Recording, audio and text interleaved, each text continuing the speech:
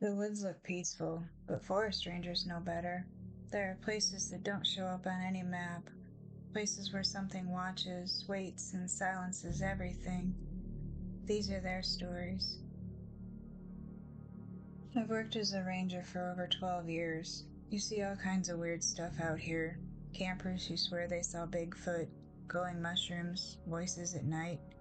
But nothing prepared me for what I found that summer in the southern range, and I still don't have an explanation for it. I was on solo patrol, hiking a remote stretch of forest closed off due to an old rock slide. There were no trails, no maps, just me, a radio, and my gear. The place was dead quiet, not just peaceful, unnatural quiet. It was as if even the trees were holding their breath. I came around a bend in the trail and froze. In the center of a clearing stood a door. Just a door frame, really. Upright, no walls and no foundation. Just a freestanding wooden door in the middle of the woods. It wasn't new.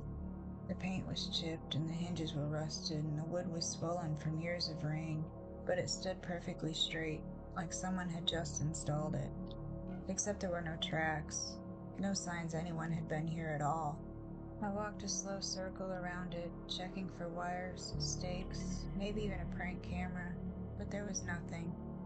I even gave it a gentle push, but it didn't budge.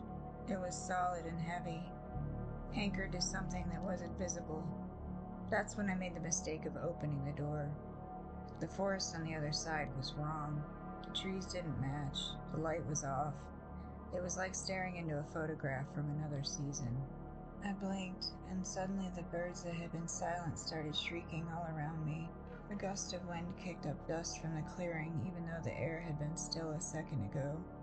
I stepped back. My heart was racing.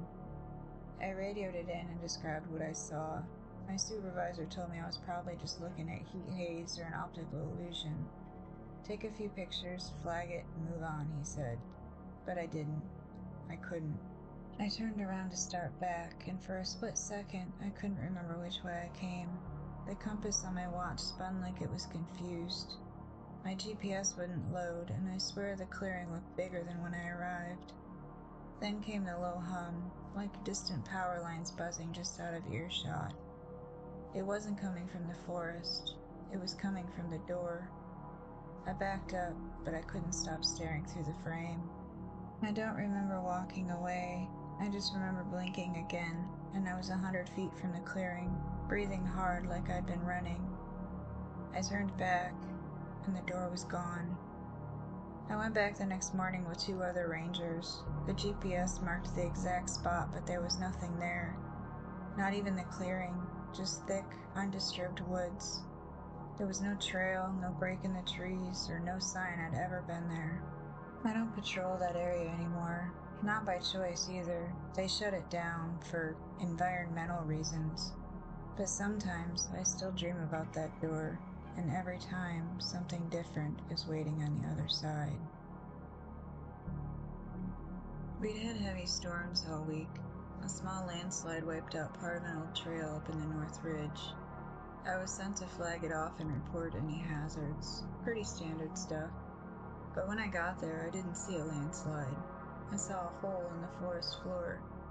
A clean one, like it had been opened. At the bottom of the slope was a stone staircase, perfectly preserved, carved directly into the earth. It didn't look ancient. It looked maintained. Moss clung to the walls, but the steps themselves were clean, almost inviting. There were no signs of man-made structures nearby, no ruins, no foundation stones, no history of settlements in that area, just forest. Miles and miles of untouched forest. I took pictures, flagged the area, and filed the report. I wasn't supposed to go down, but I looked for too long. That night I had a dream about it. I was at the top of the stairs, and there was a light below.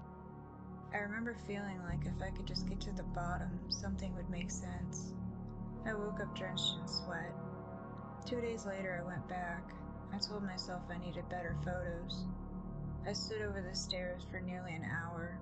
There was a sound, faint, like wind or maybe breathing, not coming from the staircase, but coming up it. The forest around me felt heavier, like the trees were leaning closer, like the air was pressurized. My watch ticked slower. The leaves barely moved, even with the wind. I stepped onto the first step. Just one. It was cold. Not the kind of cold you get from stone, but the kind that sinks into your bones. My radio hissed static instantly. A branch snapped behind me. I turned around, my heart pounding. Another ranger had arrived. He said HQ had sent him to check on me. Said I'd been off comms for over an hour. I'd only been there for 20 minutes, tops. We hiked back without saying much. I didn't tell him how the air smelled like old stone and wet iron, or that I saw something move just beyond the base of the stairs. Not a person, not an animal, just movement. That night I had the same dream, but this time I made it to the bottom. I couldn't see what was there, but I could hear it, breathing slow and steady, like it was waiting for me. I haven't slept more than a couple hours since. I filed another report and recommended the whole area be marked off immediately. A week later, I hiked out there again. The staircase was gone. The earth had collapsed in on itself, perfectly level, like it had never been disturbed. I asked around. No one claimed responsibility for the cleanup. Engineering said they never sent anyone. GPS data from my visit was corrupted. The file opened, but the map just showed static. Literally static. I know what I saw, and I know I wasn't supposed to see it. But I don't think it was a staircase to something. I think it was a staircase from something. And it's still down there. There's a section of forest we used to call Whisper Valley. It's deep in the northeast quadrant, mostly used by backpackers. Nothing special, until last spring. I was on routine patrol when I noticed something missing. Not a tree, not a sign, the sound. The entire valley was dead silent. No birds, no insects, no wind. Even my own footsteps sounded wrong, like they were being swallowed by the ground. You don't realize how loud the woods are until they're not. I radioed it in but got no response. No static, no click, just dead air. A week later, a hiker filed a report. I said they camped overnight in that same valley and woke up to find their watch broken and their phone frozen at 2:37 a.m. They heard footsteps circling their tent all night, but when they stepped out, there were no tracks, not even their own. We set up camera traps and audio recorders around the perimeter. I volunteered to hike in and set the final unit myself. That valley gives me the creeps, but I wanted some answers. I figured science would explain it. It didn't. It's not a sudden change. The forest goes quiet like it's holding its breath, and then it doesn't start again. I snapped my fingers, clapped, even shouted once, but there was nothing. No echo, just vacuum. Then the pressure hit me, like I'd walked into a sealed room with no air circulation. My head buzzed and my chest got tight. My hearing didn't cut out completely, but it felt damp, like I was underwater. Every instinct I had was screaming at me to run. I mounted the camera and checked the mic. It was working fine, until I stepped 5 feet away. Then it stopped. Not malfunctioning, not broken, just wouldn't record. My watch stopped at exactly 3:12 p.m., the same time I remember getting dizzy. I turned to head back and realized the path I came in on was gone. Not overgrown, vanished, like it had never existed. That's when I felt it. Not a sound, not a sight, just attention, like something was observing me through the trees. Not movement or breathing, just an awareness, cold and precise. I don't remember running, but I must have. I tripped, rolled, tore my uniform. My GPS was fried. My boots were soaked in mud. I made it out at sunset, and when I turned around, the woods behind me looked normal, peaceful even. When I got back, we pulled the footage. Every camera caught nothing but static. Every mic recorded complete silence, except for one.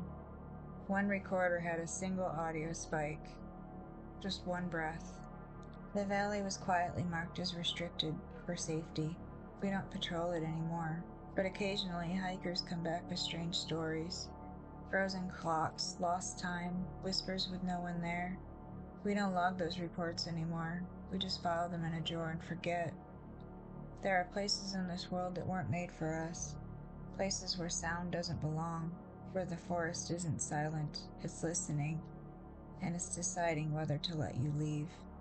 Sometimes I think the park isn't protecting the forest from us. It's protecting us from the forest. If you want more real horror stories, hit subscribe. And if you've seen something strange in the woods, leave a comment. You're not the only one.